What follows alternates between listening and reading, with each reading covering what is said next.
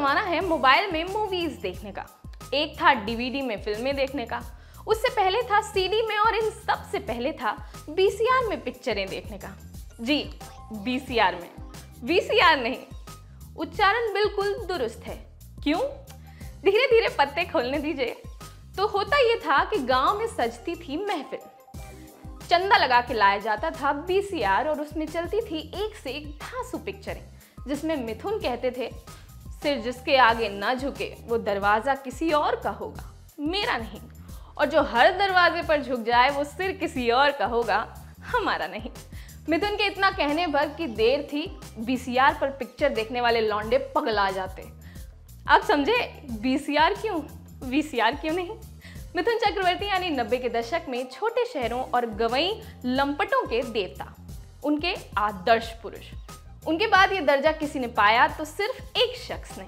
मिथुन बड़े देवता तो वो छोटा देवता, जो गर्दन टेढ़ी करके बोलता, हमें तो अपनों ने लूटा, गैरों में कहाँ दम था। मेरी कश्ती थी डूबी वहां जहां पानी कम था। लड़के उसकी देखा देखी गर्दन टेढ़ी करके चलने लगे, उसके जैसे बाल रखने लगे। नाम था अजय देवगन और जिस फिल्म का ये डायलॉग है वो है 1994 में आई दिलवाले। आजकल उसका एक मीम टेम्पलेट भी खूब ट्रेंडिंग है, जहां परेश रावल कहते हैं, मैं थूकता हूं तेरी सूरत। बहुत हुई भूमिका, अब आते हैं किस्सों पर। नमस्कार, मेरा नाम है मेघना और आज बॉलीवुड किस्सों में किस्सा सुनाएंगे अजय देवगन की फिल्म दिलवाले का।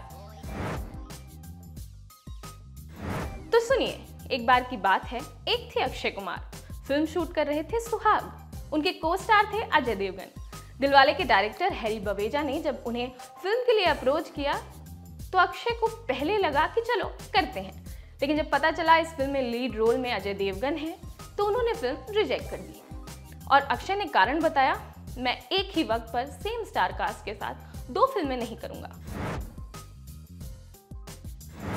हम कहते ही रहते हैं कि रोल रोल पर लिखा है करने वाले का नाम। जब अक्षय कुमार ने मना किया तो बवेजा पहुंचे सुनील शेट्टी के पास। सुनील ने स्क्रिप्ट सुनी, उन्हें अच्छी लगी और बन गए इंस्पेक्टर विक्रम सिंह। शेट्टी ने बाद में कंप्लेन भी की कि जितना बड़ा रोल उन्हें सुनाया गया था, रोल उतना बड़ा था नहीं, उनके सीन्स काट दिए गए। हालांकि उन्हें इस रोल के लिए फिल्म फेयर नॉमिनेशन मिला और ये मूवी उनके करियर का टर्निंग पॉइंट साबित हुई। इस मूवी के बाद उनका करियर परवान चढ़ा।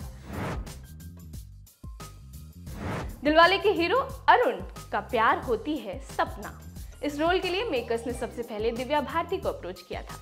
हाँ, वही जिन्होंने 16 की उम्र में करियर शुरू किया और 19 में गुजर गई। दिलवाले के लिए बवेजा ने दिव्या को साइन कर लिया था, पर उनकी मौत हो गई।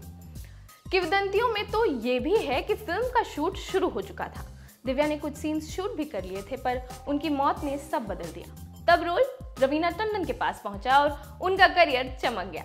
इसी फिल्म के बाद उनकी और अजय देवगन की मार्केट वैल्यू बढ़ गई, दोनों स्टार हो गए। अजय को तो 8 फ्लॉप फिल्मों के बाद दिलवाले के रूप में एक हिट फिल्म मिली थी। एक समय था जब अजय का नाम किसी न किसी एक्ट्रेस के साथ जोड़ा जाता था, वो उसे नकारते रहते थे। यही बात रवीना टंडन के बारे में भी रही। कहते हैं रवीना और अजय काफी करीब थे। अजय की बहन रवीना की अच्छी दोस्त थी, वो उनके घर भी आया जाया करती थी। 1994 के आसपास रवीना अजय का अफेयर हॉट टॉक का मुद्दा हुआ करता था।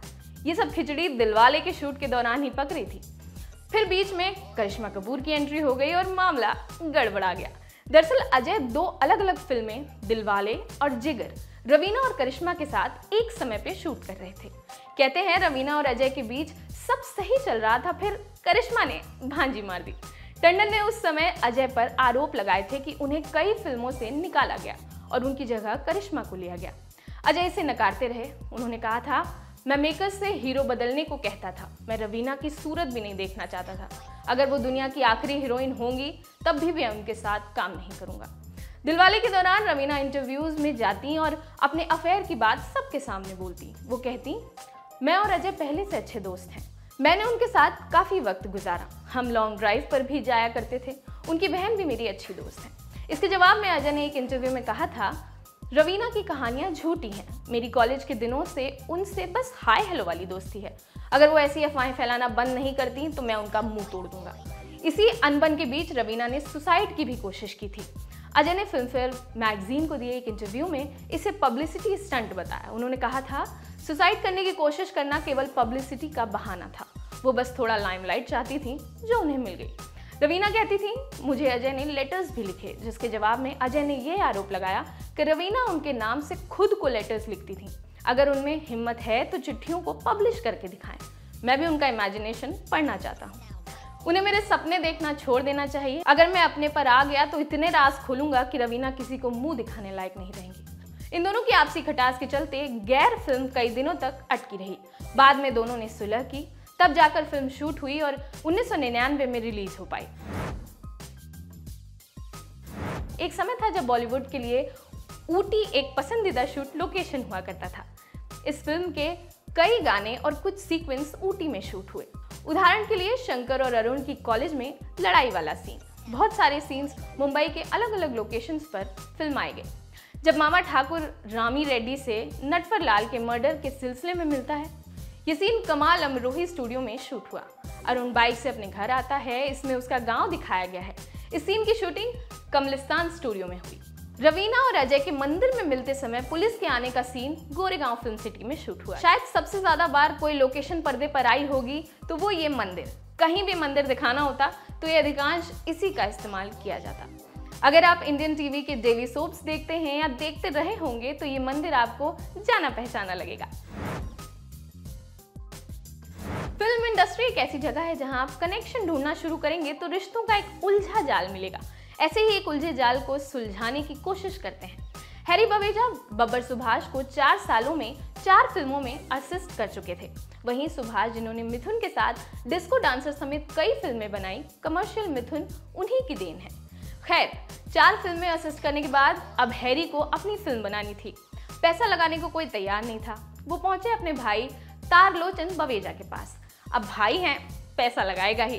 प्रोड्यूसर के तौर पर आप तारलोचन की फिल्मोग्राफी में बस 2 फिल्में पाएंगे। एक 1981 में आई वंगार और दूसरी 1991 में आई हैरी बवेजा की डेब्यू फिल्म त्रिनेत्र। फिल्म उतनी नहीं चली, 2 करोड़ पैसा लगा और 3.5 करोड़ की कमाई हुई। जब हैरी साहब को दूसरी फिल्म बनानी थी, फिर वही संकट। एक फिल्म, पुराना डायरेक्टर जिसकी फिल्म ने औसत कमाई की हो, उस पर पैसा कौन लगाए। फिर कनेक्शन खंगाले गए। उस समय हैरी की शादी पम्मी बवेजा से हो चुकी थी, जो आगे चलकर प्रोड्यूसर बनी। हैरी पहुंचे पम्मी के पिता और अपने ससुर के पास। वो आगरा में एक फाइनेंशियल कंपनी चलाते थे। ससुर जी कैसे मना कर देते, दामाद का करियर जो बनाना था। उन्होंने पैसे लगाए, फिल्म चल गई। हैरी स्टार डायरेक्टर हो गए और उनकी wife Pammi film producer. Dilwale के डायलॉग एक से एक जहर थे, खूब फेमस हुए। बात बात में लड़के इन्हें कोट करते हैं। जैसे जब अरुण मामा ठाकुर से फोन पर कहता है, अपनी हवेली के बाहर पहरा बढ़ा दे, तूने मेरे घर को जलाया था ना, मैं तुझसे जुड़ी हर चीज को राख करता जा रहा हूँ, मामा मैं तुझे भी जला दूंगा। या फिर जब कमिश्नर का रोल कर रहे सईद जाफरी परेश रावल से कहते हैं, मामा ठाकुर हम एक आंधी से लड़ रहे हैं जो कहीं भी किसी वक्त भी आ सकती है। इसके डायलॉग्स का जलवा ऐसा था कि फिल्म से पहले गानों की ऑडियो कैसेट रिलीज की गई और उसमें अजय के कई डायलॉग्स डाले गए। लोग अजय देवगन की आवाज सुनने के लिए कैसेट खरीदते। बवेजा ने इस फिल्म से ट्रेंड सेट कर दिया। उसके बाद कई फिल्मों ने इन ट्रेंड्स को फॉलो किया। दिलवाले का म्यूजिक कल्ट था, एकदम गदर। उसके सारे गाने चार्ट बस्टर बन गए। नदीम श्रवण का संगीत, समीर के लिखे गाने, कुमार सानू, अलका याग्निक और उदित नारायण की आवाज। कहर गुरु कहर। एक समय था जब गाना ऑटो में बजे मतलब गाना हिट। अगर आप 90s के 20 गाने उठाएं तो 4 गाने तो इसी फिल्म के पक्के मिलेंगे। जैसे एक था कितना हसीन चेहरा, कितनी प्यारी आंखें। इसी में का एक गाना और है, एक ऐसी लड़की थी जिसे मैं प्यार करता था। आज भी छोटे शहरों के ऑटो में डीजे मनीष को छोड़ दें तो यही सब गाने बजते हैं। कुछ 90 के दशक के फैंस आत्माराम भिड़े की तरह कहते रहते हैं, आजकल के गाने भी कोई गाने हैं, गाने तो हमारे ज़माने में हुआ करते थे। जा 90s के नॉस्टैल्जिक, सुन ले अपनी पसंद का गाना, तुम्हारे नॉस्टैल्जिया को किसी की नज़र ना लगे।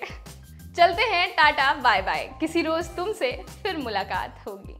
आपके लिए किस्सा लिखा था हमारे साथी अनुभव ने। मैं हूं मेघना, देखते रहिए ललन टॉप सिनेमा। शुक्रिया।